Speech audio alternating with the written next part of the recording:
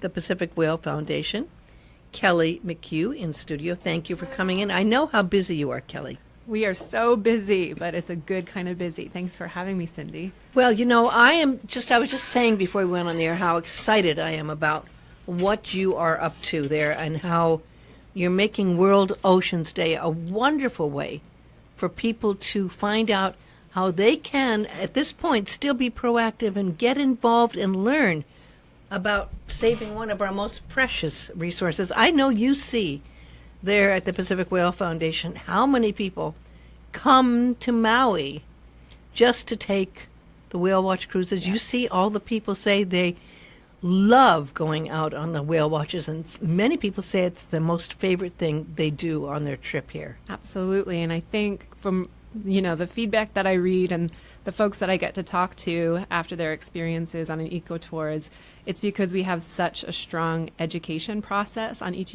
eco tour. All of our marine naturalists have undergone a 120-hour EcoU certification training. They all have college degrees in the sciences, so they're incredibly passionate about the nonprofit work that the foundation does. And all proceeds from the eco-tours are for-profit. They're a social enterprise of the nonprofit Pacific Whale Foundation. All proceeds go back to the foundation. So we've got a great group of passionate, intelligent change makers. I like the way you describe that, because I think when I see some of these people who are working with you, who are into marine biology, they do have that. And a lot of them are millennials. Yes. But they are the example that gives me hope. They're the example that have a passion and a dedication and determination to make differences. Yes. And I've seen that when I've gone out myself on the whale watch cruises, and I've had a chance to interview some of them. And I think your store is an example of absolutely. how a store can be completely eco-friendly and actually be extremely proactive in giving people who come a chance to see that we are doing our best to help in every way possible to do no damage, to do no harm, and to help change the way people think about the way we use our plastics and other things that might do damage. Yeah, John Clock, who directs our retail operations, our ocean stores, there's one in Lahaina, one at Ma'alaya, and there's an online store, really tries to empower philanthropy and social good by encouraging folks to shop at our store and be conscious consumers, right? So he has a very strict set of guidelines or green features that he ensures that each new product or vendor is coming to the table with passes and meets expectations. And again, all of those proceeds are coming back to the foundation. So anything that either the eco tours or ocean stores are promoting has to be mission-based, because both companies are owned by the same parent. I know how big the whale festivals are here. Yeah. But World Ocean Day is now kind of going even beyond that, because not everyone has whales, but we're all impacted around every country with oceans. And Yes. Is there a coordinated effort worldwide? Or I just saying this is going to be huge here this coming Saturday, June 8th. It's going to be an amazing day. And again, I love the title you're giving it, Together We Can. Yeah. Again, a very positive name for World Ocean Day celebration here. So that's World Oceans Day theme. They pick a different theme every year, and it's a movement that's been going on, I think, since 1992, so about 30 years. Wow. And there are websites that kind of say, what's your event? Let us know. We'll share it with the world. And there are thousands and thousands of events throughout the planet. Oh. And Pacific Whale Foundation was initially founded as a nonprofit to prevent the extinction of humpback whales.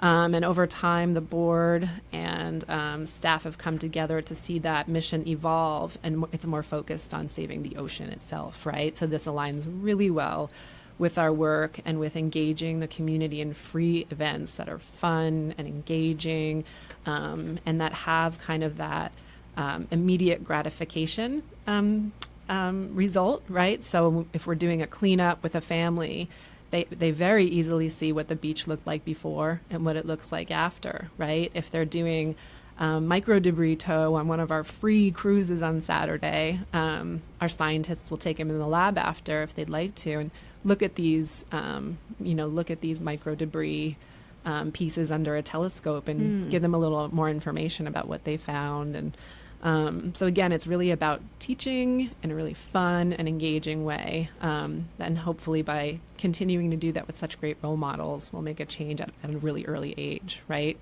And maybe the kids can pressure their parents to make better decisions, or the parents can lead by example. But either way, we just want to hit them at every stage. Now, I know that free cruise made people's ears perk up. I saw those ears perking up. So did she really say free cruise? She did. 8:30 to 12:30. But, I mean, I know a lot of people are going to want to do this. So how are you going to do it? Is it just a couple of ships, or are you doing a whole fleet, or how you get people on this free cruise idea? Right now it's one ship, and the capacity is 130, but we're going to cap it at 80 because we really want to ensure that folks on board are learning and able to move about and partake in the lessons that they'll be learning that day.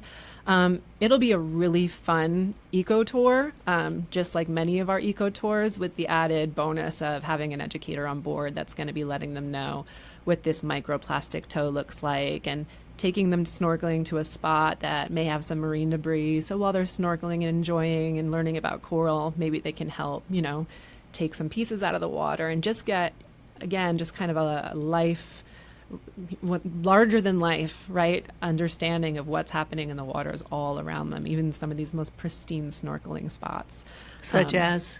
Aluwalu will be our site of choice, whether allowing. So what do you see when you go out that you see they go, gosh, I look at what we brought in that was junk from the ocean? Are you seeing plastic bags? What are the typical things? You will see plastic bags, but ultimately what my team comes back and talks about is microplastics, right? So plastics that have just broken down over time that they almost look like really sprinkles, like colored sand or something like that. And we're at this point where, a large percentage of seabirds, every species of turtle, whales are, being found washed ashore with all of these microplastics, and sometimes shocking. Bigger inside of them, right? Yeah. And if these animals are ingesting microplastics, and other animals that maybe we eat later on, we're ingesting microplastics, right? So I always try to remind people that the ocean is such a critical resource for the species, right? For the human species to be alive. To people that might not live near a coastline and see this, right? Every day right in front of their face. And if you don't feel an impact by seeing it, maybe you can feel an impact by knowing that you're probably eating it at this point. So, Not me. I don't eat fish. No fish for me. I don't think. But who knows what vegetables have plastic in them? You never know. Yeah. But I know, again, let's get back to the free cruise. Now, 180 people aren't a lot, so you probably should RSVP right away. Yes. Right now, I would say pull over to the side of the road if you're driving, and RSVP by calling 201-4014, 201-4014. That's it. 201-4014, because this will definitely sell out. Yeah, I think we've got about 30 spots left. So, it's one of the reasons I wanted to come here today, to ensure folks understand it's free, and it's just going to be a great, beautiful day. This is really good for the whole family. Oh, absolutely. This is really great to bring your kids out on this one. Yeah, it is. It's and, playful. And to really have them see, and you do such a great job with children. I mean, of course, there's a kids camp going on right now. Yes, we started Monday. And they get a chance to learn when they're in kids camp as well.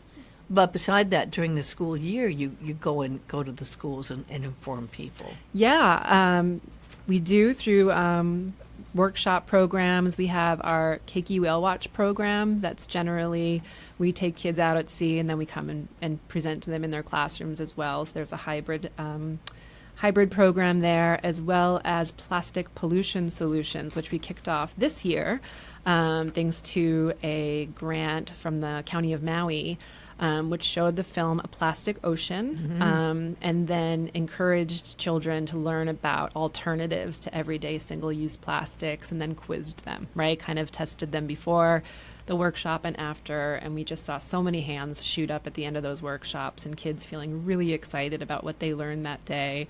And a couple teachers came to us and said they were so stoked that they asked us to do a beach cleanup. And then we put something together just with our school, and we wanted you to know. Thank you. Good. Yeah. And, it seems so simple to those of us that are in the conservation industry. But when you hear those stories, those anecdotes from teachers that these kids are so inspired by making a difference. Aren't they shocked when they go to the beach and see how much they have to clean up? Yeah. Yes. Speaking of that, you're going to have a shoreline cleanup. Yeah, there are 3 shoreline cleanups that we're promoting for Saturday. One in partnership with County of Maui, and that will be at Paia Bay. One in partnership with Surfrider Foundation, and that will be at Cam 3, Kama'ole Beach Park 3 in Kihei. And then we'll be hosting our own cleanup at Kahalui Harbor, right over where kind of the boat ramp is in Kahalui Harbor.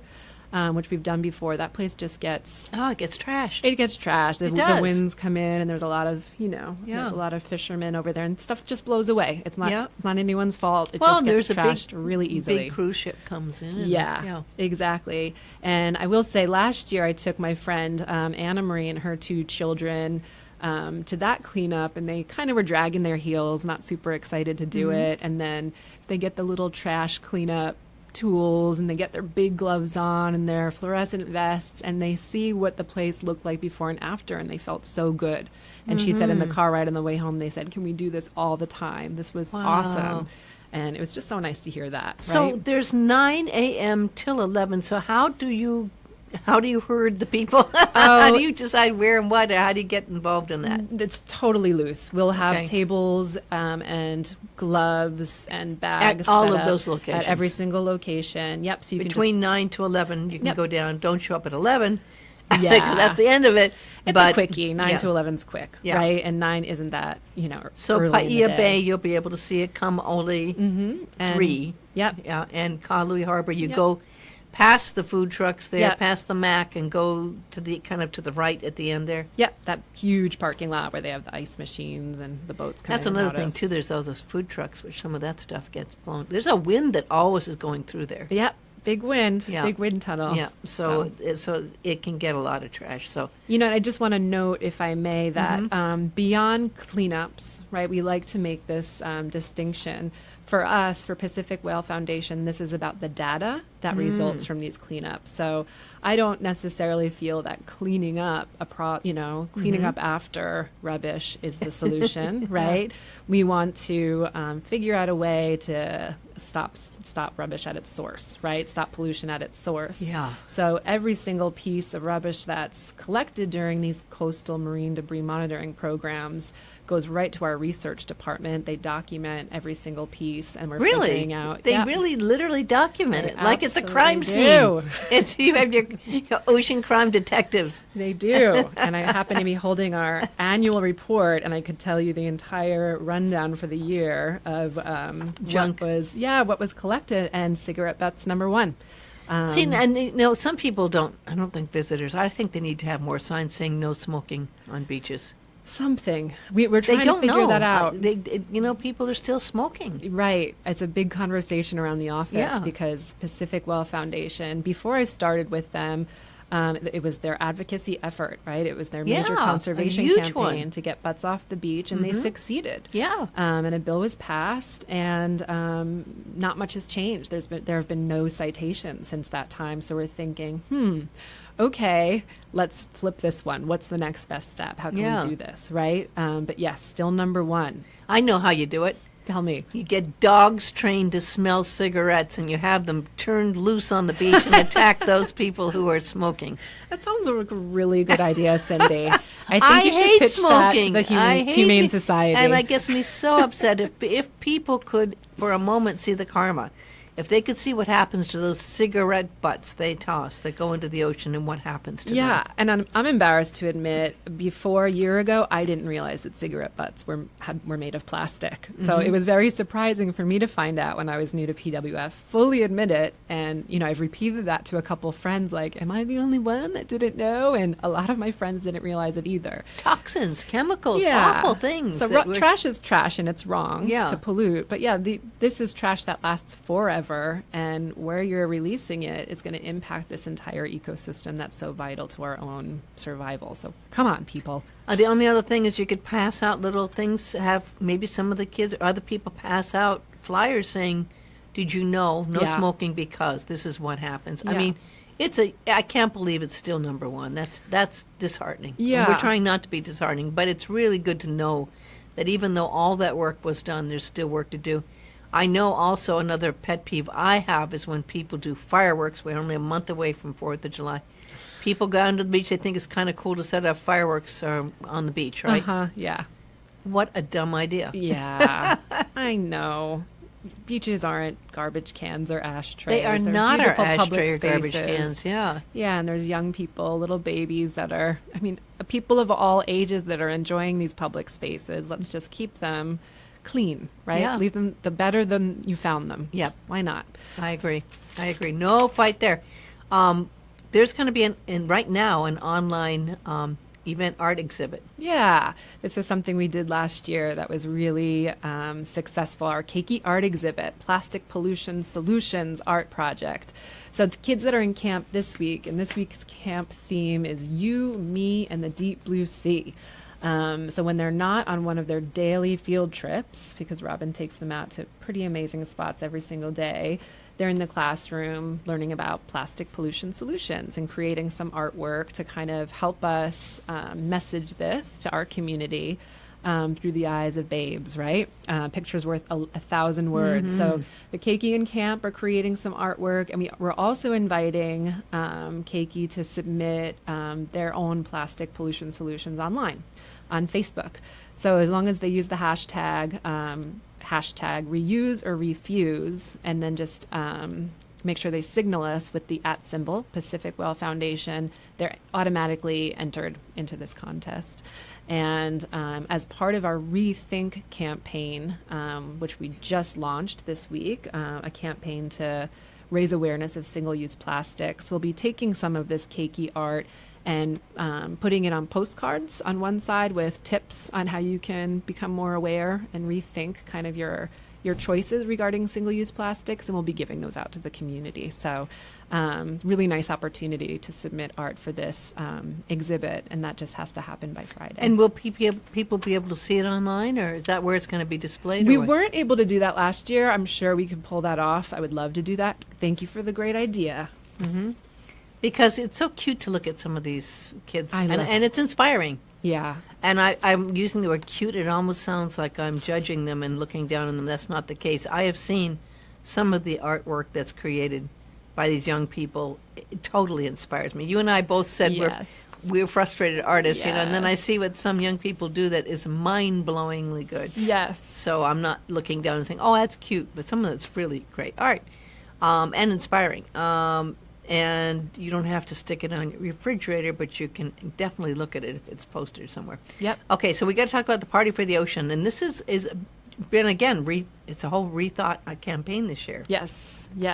So Party for the Ocean. I mean, Cindy, each of these are just completely different ways to get different types of people involved in World Oceans Day. And this is just kind of, the big celebration at the end of the day from 4 to 7 at Maui Brewing Company in Kihei. So they're our leading sponsor for this program. And we'll have... this is the one that's up towards the tech park? Exactly. Yeah. So we'll have a bingo tournament, a cornhole tournament, and they'll all be completely branded with our conservation efforts and our conservation campaigns. They'll look a little different than your average bingo or cornhole tournament. I've never been to a cornhole tournament. I don't even fun. know what it is. You have to really explain fun. that one to me. It's almost like horseshoes, very close Okay. to horseshoes, except with bean bags that go into a cardboard stand. with So little this is holes good in for it. the kids and the adults. I've seen more adults get really passionate about cornhole than Okay. kids, but all ages can play for sure. It's really fun. Uh-huh. And we'll have upcycled crafts for kids and eco vendors there. And we'll have each of our research, education, and conservation staffers there. Just if people have questions about who we are and what we do, we always want to be able to answer those questions directly so that everybody understands what's available to them, all of the activities and programs that are available to them.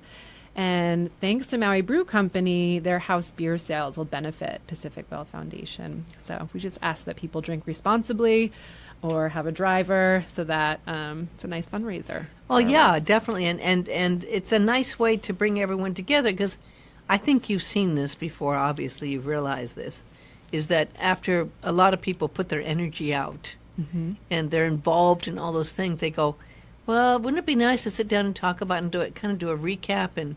And so this is what you've done with this event, the Party for the Ocean. You just decided that maybe people have gone out on the free ocean cruise, the free cruise in the morning. Maybe they've done a shoreline cleanup. Maybe they've been involved in something, or maybe they were at the ocean camp, the kids, and this would be a way to kind of do a Pauhana thing. Exactly. And we're also collaborating with Maui Huliau Foundation, with Malia Cahill, and they'll be showing some of their films that evening.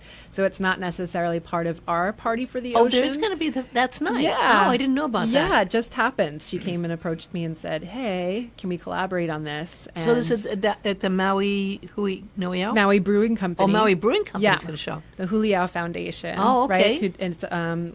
It's a film program for young people that create short films just about conservation and environment. Oh, yeah, they're so good. I definitely recommend you look them up. So what time is that? They'll start. So our event technically ends at 7, and they just need to start as soon as sun goes down. Right. So it'll probably be closer to 7:30 or 8 o'clock. And that's free. Free as a bird. And I know you already did do a film this last week. Yes, we did just, what day is today? Monday. Yeah. We showed 3 of our favorites, our fan favorites from our World Whale Film Festival that we did at Iao Theater in Wailuku this February. That was a sold-out event. It sure was. It's part of the Maui Whale Festival, which has changed greatly, I'm told, over the years. Paia Coffee Company, which is the coffee company if you walk right through San Lorenzo Bikinis on the corner of Hana and Baldwin, were gracious enough to invite us to set up some screens and put some information out and gather some signatures. We want people to pledge to rethink single-use plastics. So we showed the films, got to talk to people, and they were also kind enough to donate a portion of their proceeds of food and beverage that evening. So just so much support right now for the conservation work that we're trying to get more attention to. No, the only comment I would make is there's so much going on. Sorry. It's like there's, and that's why I'm glad we have this half hour to talk about it because, we've been talking about it otherwise, but there's a lot going on, and it's like there's this and this and that, and sometimes people are in overwhelm and can't take it all in. So that's why, we kind of repeat it and had this extra time to kind of explain everything going on. And I'm really, really, really glad that you were able to. But doing a recap here, right away, get on this. There's about 30 seats left on a free ocean cruise going out of Ma'alaya Harbor on Pacific Whale Foundation ship. It'll be happening leaves at 8, I believe. The cruise begins at 8:30. It's always a good idea to get there early, at least 30 minutes in advance. And you go to Oluwalu. That's where they'll be taking snorkelers to. Yep, to do a reef cleanup. And you're doing this strange sweep. You're collecting water. Microplastic tow. I don't know what that is, but that sounds very interesting to me. It's kind of like taking a jar and dipping it in the water, right? Or dragging a net behind dragging you. A net. Very small little filtered net. Oh, yeah, see what you come up with in a very short period of time. Okay. The results are scary. And there will be a snorkel involved in this as well. Yeah, absolutely. And a reef cleanup, snorkel reef cleanup. Yeah. So you'll be able to actually do a mini experience of what some people are actually dedicating their lives to. Oh, yeah. Around the world. There's people doing this all around the world right now, trying to do the same thing. And if you really want to go to this, you probably should call right now. I'd hate to see people show up down there and think, I wanted to go on the thing. And it's like, well, gosh, the ship just left and it's full, which could happen. So don't do that. Call. Well, this is a different number than the other one, I think. This number says 93942. We have many phone numbers. Oh, okay, what's the best number to call to make reservations? You can read your free phone number that you have right there. 942-5311. And I'm sorry, that's an 800 number. which is different from the one I had this morning for the free cruise, which you don't have to dial 800 for. I know you don't usually do this in radio. You don't give out two numbers. It confuses people. I'm sorry. But the other number you don't have to dial 800 is 201-4014. 201-4014. 201-4014. What a great opportunity to go out on a free cruise. I mean, that's amazing, you know. So, and learn and take your kids and take your family. And then you can come back and take your ocean sample water and put it under a microscope and look, you can see what happens. Yep. And it's dolphin season. You might see some false killer whales, maybe some honu out there. So it's just going to be a lovely day. I learned something last time one of your people were in here.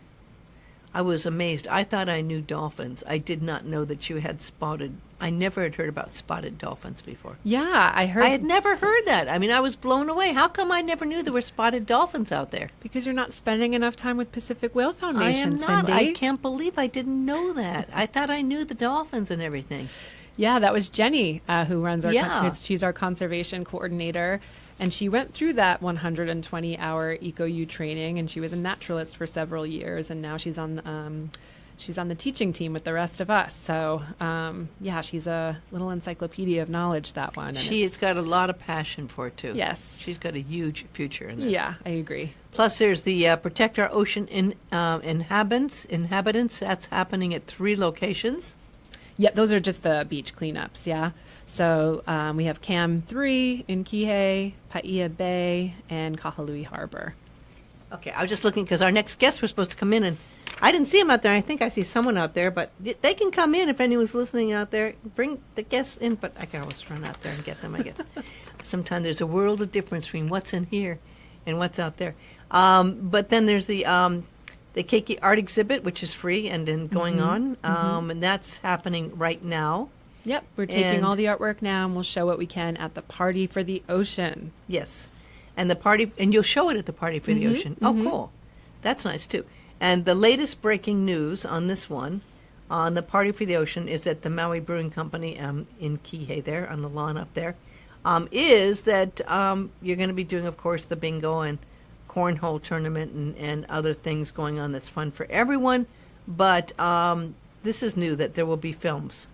Yes. That's the brand new one. Yep. So just one of our partners, Maui Huliau Foundation, will be coming in probably about half hour to an hour after we close our event, and they'll be showing films from their film festival. Okay. I thought that was... I was going to bring in our general manager guest. I guess he was sitting there. I thought our guests were out there. But I was like, no, I can't wait him in there. I don't know. We're going to keep talking. I thought they were out there. That's I weird. can talk all day. No, I know. But we had all these people coming in and going, where did they go? But anyway, they'll probably show up here an hour late. I mean, that's possible, you know. But I do want to mention what's going on because there's a big deal also going on. I kind of know that Greg, when he started at the Ma'alaya Ocean Center, was probably envisioning what could be done there, you know. You got the best spot there, right? And a lot's happened since that time. And when he started, the Ocean Center wasn't there. No, he began Pacific Whale Foundation with a couple of buddies, an inflatable boat in 1980.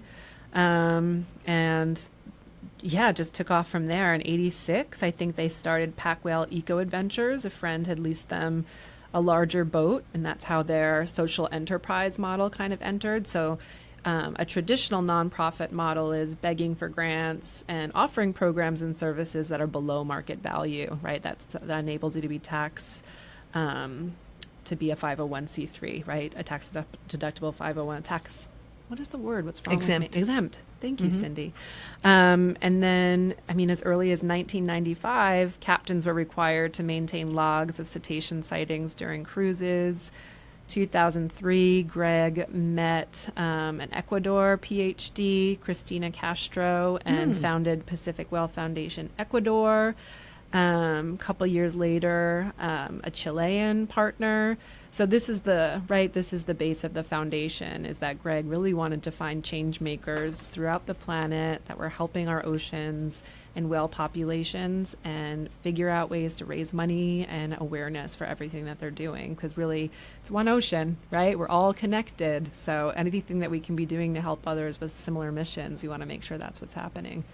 And a lot's happened since then, and I know there was a lot of enthusiasm and passion, but who would have ever guessed? 30 years, 35 years. This is our 39th year. 39 years. Yeah.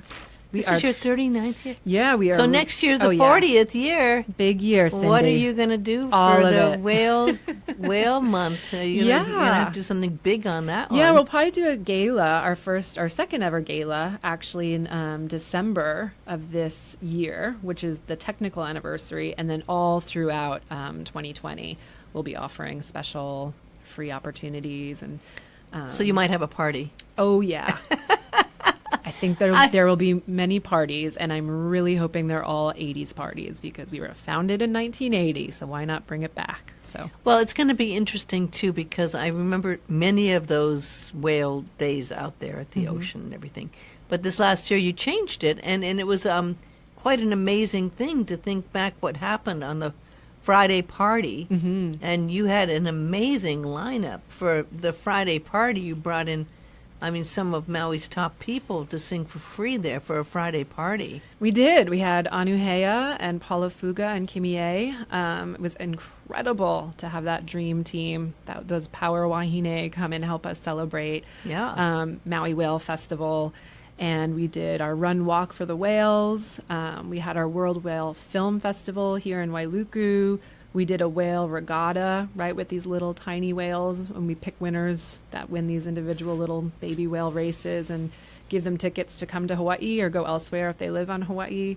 That Kihei 4th Friday celebrates Maui Whale Festival, where we have the entertainers. We had tons and tons of whale-themed vendors, and we had to rake them through our environmental and conservation guidelines, right? So there were no plastic utensils at any of the food trucks, no polystyrene. That was a learning experience for some of these people, wasn't it? Yeah. I think because some of them going, oh my gosh, what do we do? Because they had to rethink. Again, that's a rethink campaign, right? Yeah. And we offered to, offer them those things, but a lot of them just went and bought them themselves because they knew that it was a great decision to be making. And we had hydro flask fill-up stations and prizes for people that brought their own hydro flask rather than using disposable cups. The great whale count that happens every year, keiki concert cruises, story time at the library. It was just a pretty incredible month. When you look back at that, and this, you jumped into this, and congratulations, you're celebrating an anniversary, right? My 1 year with Pacific Whale Foundation. Yes. What do you think? What's the reflections you have? I think that, unfortunately, I never had the honor of meeting Greg Kaufman, who founded the organization. He passed away last year in February, and I started in May. But really, I see the leadership really focusing on honoring his legacy and really trying to expand collaborations, right? So we really want to ensure that no one's reinventing the wheel, and that by coming together as a community, right, kind of like the World Oceans Day, Together We Can tagline, we want to make sure that we're really partnering with organizations and aligning ourselves with each other's missions to really ensure that our ocean is safe, right? It's not what programs Pacific Whale Foundation are doing specifically to help our part of the ocean. It's like we all have the same goal. Let's get together and see if we can accomplish this together. So I'm seeing that accepted with open arms moving forward, which is really exciting. And one of the things that people may not see on the outside, but you do an amazing job, and you've put together a beautiful magazine. Yes. A beautiful graphic magazine that is award-winning quality. Really beautiful. That is out now. Does this also get shown online, or can people get this? Because it's a beautiful piece of work. Thank you. A lot of work goes into this. This is one of my babies, along with my stellar graphics team. It's called Beyond the Breach, and we publish them quarterly, and we print a few but we blast them out to everyone on our mailing list. Oh, so people need to get in the mailing list to get this then. Or they can just go on our website and hit our media page, and it's right at the bottom of our media page. Is it PDF download, or how Yep, does it? PDF download. Because this is really, I mean, a lot of great pictures, a lot of great stories, and a lot of work being put into this. Yeah, well, one of the findings I experienced when I came on board is that the community really wanted to hear more about results and impacts of Pacific Whale Foundation. I think everyone's very aware of the eco tours, right, and what's being offered through that phenomenal program, but they're wondering a lot more about, well, where do the funds go? What research is happening? What are the outcomes of these events that you're throwing for the community? And that's what Beyond the Breach is devoted to, sharing those impacts and those results, and letting people know what's happening behind the curtain. There's a lot of people working behind that curtain. It's not like the Yes. Wizard of Oz. Yes, A a lot of magic. How many employees back there behind the curtain? Well, we have, I think, 28 at the office and more than 100 crew. 100 crew. Yeah, 100 plus crew members. Wow. Yeah. And congratulations to Christy Rigglesworth. She was just named executive director. And I really like her. Ugh, she's great. I Very really like her smart, too. lawyer, brilliant young woman who's got Mm-hmm. a lot of understanding and compassion without ego. Yeah, environmental Hard to lawyer. find. Environmental lawyer. Mm-hmm. Yay. Now, I do want to mention, because I don't know what happened to them, but they're not here from the Maui Ocean Center. So maybe someone told them the wrong time or something. I don't know. Or maybe the road's closed. I don't know. But I'm going to tell you what's going on, because it is part of the same Ohana kind of sort. You're all in the same, your neighbors there. And this is going to be another part of reason to get down there and enjoy. This is World Ocean Day. They're doing it at the Maui Ocean Center Aquarium. Their celebration of World Ocean Day includes, they're asking you to bring your ohana and celebrate there. And celebrate in style with our very own beloved Marty Dredd, who was down here on his birthday the other day. He's so amazing. Everyone loves Marty. You know that. Oh, he's, yeah, big performer with us as well. Absolutely. He goes out there on Fridays and does a lot of does. this. Yeah. But it was his birthday, and he got to go in on our sister station on the Q103 and do the whole reggae show. Yay. Got a lot of people just loving it. And he's so, everyone loves Marty. Everyone loves Marty. Everyone loves Marty. I think that's the title for his next CD. And they are also doing a beach and reef cleanup from 8 to 10 at Kealia Coastal Boardwalk. Now, I love that Coastal Boardwalk. I remember how long it took them to build it. I was here, and it's like, gosh, it's been years, right? Yes. But they did it, and they now are having to clean it up, right? So if you show up down there, you get a free bamboo straw, and they ask people to be very conscious, and if you're going to bring water, bring a recycled bottle, right? They're continuing the party at the Maui Ocean Center from 9 o'clock to 5 with the Maui Community Band, and I had a chance to meet them at Tikini Dekine Day this last week, and they're amazing. Absolutely amazing. I don't know if you've ever had a chance to see them. These guys are professionals who just get together and love to play. A lot of them are teachers. A lot of them are teachers. So much fun. Adele Rugg and Ginny Martin, many other wonderful people in that band. So they'll be there. Also, Marty Jett will be there. Naivai Eha will be there to play as well. So that's going on at the Ocean Center. I assume it's all out there in the courtyard. Yeah. Ooh, they have a beautiful space. So that's free music. And also they're doing free marine-based arts and crafts. And there's going to be hula lessons.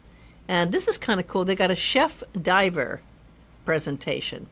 Now, I don't know if the chef is going to dive and eat seaweed down there or what. What does a chef do when they dive at the Ocean Center? I hope they don't eat fish. But anyway, you can find out, you know, as a chef diver. And that's what it's called, chef diver presentation. My mind goes wild. You're going to have to see it to believe it. I think so. I was actually there years ago when I was doing video work. I was there one time at the Ocean Center when it got bought out by this young couple getting married. Their parents owned a big resort casino in Las Vegas. And they bought out the whole thing, and they got married underwater. We had 4 video cameras. Got married in with the Shark Tank, in the Shark Tank. They Yeah, got married I've heard with of their- that. Yeah, it was quite amazing. So who knows what the chefs are going to do underwater there, but they're going to do that. There's going to be wood carving, coconut weaving, ukulele lessons, free face painting, which the Kiki always like. Maybe you can become a shark. I don't know, maybe the keikis can become dolphins. A spotted dolphin. There you go. They come out looking like a dolphin. They can jump up in the water and have some fun. They got 3 new exhibits happening there. In fact, they have a new exhibit. I don't know, have you seen this one? The island of Ko'olave. Oh, yeah. I was a part of that when I was working for the Kirk right before I came to Pacific Whale I didn't know Foundation. that. Yeah. It was formerly shown at the Smithsonian Museum. And Seriously? At Bishop Museum. Seriously. And when I was with Ko'olave, they were really looking for a place to exhibit this work and keep that legacy alive. And Tapani knocked on the door one day, who runs Maui Ocean Center, and said, well, I have a place. And they worked on it for about a year together. Pretty beautiful exhibit. Isn't that amazing? I love that. I absolutely love that. I didn't know the backstory on that, so thank you for the backstory on that. So if you haven't seen it when you're down there, this is a chance to. And I hate to admit, I haven't seen that one. You should definitely I did see it. the new whales. I mean, you've gone and seen that, right? Yes, we'll be partnering with dome. Maui Ocean Center soon and offering some education as soon as folks exit that whale exhibit. So. Oh, really? Yeah. How's that going to work? Well, we're just going to kind of set up an exhibit space. Tapani mentioned that people are kind of leaving that theater hungry and wanting more. And he said, what a great opportunity for your whale experts to be there, answering any questions or talking about your programs and services and really focusing on education and answering some questions. And we said, yes, that sounds like a great partnership. Well, you and I were talking about this, and I've always wanted to go to Ko'olave, and I've never gone to Ko'olave. I mean, I was first coming here to visit and stayed for about 6 months in 1986. They were still bombing. Yes. They were still bombing, and I did not know what was going on. I was living in Kihei at that time, Maui Meadows, and it was like, what is going on out there? I mean, it's like I didn't even know it. I was new to the island. I had no idea what was happening. So you got involved, and you, because I was talking when I was over in Oahu, there were some very passionate people explaining about this problem with seaweed they're having on Oahu because of the huge naval vessels and ships that come in there into Pearl Harbor. They've been bringing in seaweed that's been attached to some of the ships that have been starting to grow over there and create a problem. Sure. And not only that, they found that even as they painted some of these vessels to make them go through the water smoother, that was toxic paint. And the toxicity of the paint, even the painters in the ocean water and the fish were dying from the paint that they were putting on the ships. It's like, oh, wrong. Come on, people. I know, it takes a lot. But anyway, you were telling me how careful people were being and are being now after all this terrible attack that this island's been through, how careful you're being. The good part, which I'd never thought of the good part, is that because it's been so off limits, there hasn't been a lot of the toxicity coming into the island from the ocean yet. Right, and there's only 2 invasive faunal species and a good list of invasive floral species. So thanks to a grant we were granted when I was with the Kirk through the Hawaiian Islands HISC, H-I-S-C, Hawaiian Islands Invasive Species Council, Hawaiian Invasive Species Council. It was run by who? HISC, it's run by itself. Hawaii? Yep. State. Hawaiian Invasive Species Council. Yep. Just like we have MISC, Maui Invasive Species Council here. I believe it's like a UH partnership, HISC and MISC. But grant monies were received by the Kirk to develop and implement a biocontrol program for Ko'olave. So making sure people's boots are free of any kind of seeds or burrs, going through everyone's luggage before they get on the boat, studying any crates of food. Just really, really close study of anything that's going out there, because ultimately the vision for Ko'olave is for it to be completely native landscape, right? And to have all native species. So you've been there? Oh, plenty. Yeah. Plenty when of times? I was working there. What was that like? I've never been there. What does it feel like? Oof. It's a really loaded question because there's so much spiritual energy with this place. But the place has a heartbeat for sure. It feels amazing to be in a place where everyone puts their cell phones away, no traffic, right? At night, it's dark, you see stars. There's no electricity? There's a base camp that was built by the Navy during the cleanup efforts for UXO. So there's a small base camp, but if you kind of get out of camp and go see some of the sacred sites throughout the island, you really get away from it all. And you just see people have such a transformation in their lives, especially young Hawaiians who maybe didn't feel so connected to that culture before. Just starting with that place, right? A really important sense of place and being surrounded by that quiet solitude and having access to so many brilliant educators about the culture and sustainability. It's really special. Do they do a chant when they go to the island? Permission. Yeah, there's a lot of protocol that comes with approaching and departing Koho'olawe. You have to And ask I didn't know there were permission. sacred sites. How did they determine what the sacred sites were? There was a complete archaeological study done when during the bombings and then after the bombings, right? That covered every single, and the entire island of Koho'olawe was placed on the National Register of Historic Places, and it's the only island in the world That is in the national. that's completely placed on the national. I didn't know that Register either. of Historic Places. Yeah, and they have an Wow. app. That I think it's just called Koho'olawe Island Guide, and you can go look at these historic sites and features and read about, their interpretations, whether they have or do not, right? A lot of sites, it's still a big question mark, which is really exciting because we weren't there, right? But a team of archaeologists spent a lot of time coming up with as much story as they could for that app. Interesting. Yeah, and they have And a they've been library. doing plantings. Oh tree- yeah, plantings is the number one objective of the Kirk, right? So I think a lot of people think Kirk is responsible for removing unexploded ordnance. Yeah, I did. Kirk has nothing to do with bombs. That's a Navy issue, right? The case was closed. The state accepted Koho'olawe back under the terms that it was returned, and Kirk was brought in to set the table, is the way they like to say it. So create as much of a native space as they possibly can with the flora and fauna there, so that when a native Hawaiian sovereign entity becomes recognized by state and federal governments, it'll be the first land that goes back to that Is sovereign that going to government. ever happen? I can't answer that question. Yeah. Big question. Very big question. And I know so many people were seeing dollar signs and going, "Oh, we could do tours here." People could go No. over, and there were a lot of people wanting. Sure, but A lot luckily, of people were trying to do that. yeah, luckily the law was built with a no commercialization rule in there, so you cannot use the island for commercial activities in any way, shape, or form. So, yeah, there's pros and cons that come with that, right? It's amazing. But pretty special. But can you even go out in the ocean? I mean, you can't snorkel on it, can you? Because there could be unexploded ordinances off the water. You're right. You shouldn't. So 2 miles surrounding Koho'olawe is the Koho'olawe Island Reserve, and it's not legal to enter that area, except for 2 weekends a month. Fishermen can apply for a fishing license as long as they're trolling. So they can be within the reserve twice a month, but they can't drop anchor because... And they can't go on shore. Oh, no, they can't go on shore. They have What's to to be keep with a someone Kirk. from doing that? I would say the fear of death. I would hope. I think I'm sorry, that's very funny. Yeah. That's better than my dogs attacking people smoking on the beach. But It's a real threat, or a fear of breaking the law. There's a lot of people watching out for Kirk and issuing tickets and citations and whatnot.